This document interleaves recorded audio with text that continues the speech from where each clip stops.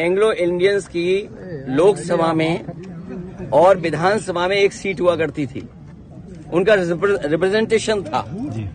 इन्होंने जनगणना करा ली फर्जी, इन्होंने फर्जी जनगणना कराई और फर्जी जनगणना करा करके एंग्लो इंडियंस की एक सीट ले ली, छीन ली।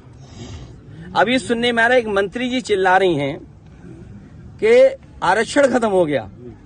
अच्छा, आप खुद सोचिए, सरकार में भी रहेंगे और आरक्षण की भी बात करेंगे, तो जिन्हें आरक्षण की चिंता है, जो पिछड़े दलित और अल्पसंख्यक आदिवासी भाई बहन हैं, चाहे वो दिल्ली में हो चाहे लखनऊ में है, तुरंत बीजेपी को छोड़ दें, तुरंत छोड़ दें।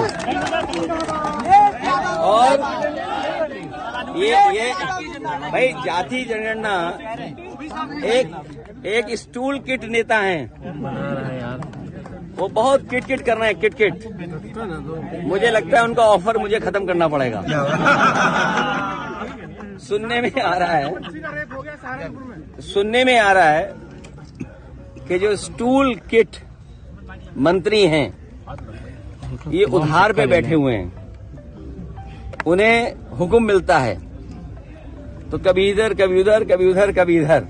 कम से कम इन्हें कास्ट सेंसस की बात करनी चाहिए, जाति जनगणना की बात करनी चाहिए, और जो आरक्षण खत्म हो रहा है उसके बारे में बात करना चाहिए। हमारा जो साथी कह रहा है, सहारनपुर में जिस तरह की घटना हुई है, पीलीभीत में एक महिला खेत पे गई, उसके साथ गलत घटना हुई। आज सुनने में आ रहा है अयोध्या में भी घटना हुई, और कन्नौज की मैं बता दूं, एक दलित समाज की बेटी, उसके साथ जो घटना हुई, और पुलिस और बीजेपी के लोगों ने मिलकर के एक झूठी कहानी बनाई, उसे पेड़ पे लटका करके बताया कि पेड़ पर वो अपनी आत्महत्या की, और उसका पोस्टमार्टम नहीं हुआ। ये पोस्टमार्टम किसकी वजह से नहीं हुआ है? वहां के बीजेपी के नेता हैं जिनकी वजह से पोस्टमार्टम उस बेटी का नहीं हुआ है। हम तो आपके तरफ से मांग करेंगे कि जिस बेटी को पेड़ पे लटकाया गया था कन्नौज की, जिसका पोस्टमार्टम नहीं हुआ, उसका दोबारा पोस्टमार्टम कर करके, और जो उसके बीजेपी के कार्यकर्ता नेता शामिल थे, उन पर भी इसी तरह बुलडोजर चलाया जाए। नमस्कार साथियों, स्वागत है आप सभी का आज किस नए वीडियो में।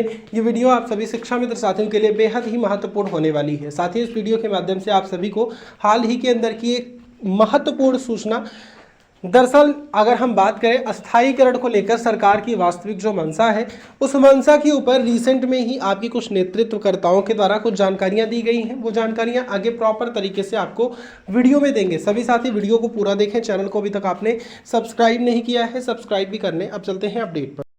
चुनाव से पहले भारतीय जनता पार्टी षड्यंत्र करना चाहती है चुनाव से पहले, और उनका लक्ष्य पहले दिन से रहा है कि समाजवादियों को कैसे बदनाम किया जाए, और खास कर से के मुसलमानों को लेकर के उनकी जो सोच है वो अनडेमोक्रेटिक है, अनकॉन्स्टिट्यूशनल है। ये सोचिए, एक मुख्यमंत्री योगी, तो इसका मतलब ये है कि अगर कोई योगी, अगर वो लोकतंत्र पर भरोसा नहीं करता है और कॉन्स्टिट्यूशन पर भरोसा नहीं करता, वो योगी नहीं हो सकता है। मैं 3 घटनाओं का उदाहरण देना चाहता हूं आपके सामने जी।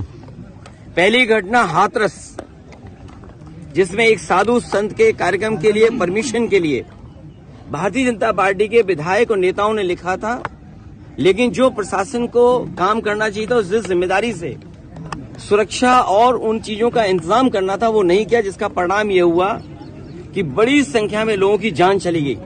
न केवल जान गई है, उनका नुकसान हुआ बड़े पैमाने पर। बहुत से लोगों का हाथ पैर या जो भी नुकसान हुआ, उसका कोई मदद सरकार ने नहीं की।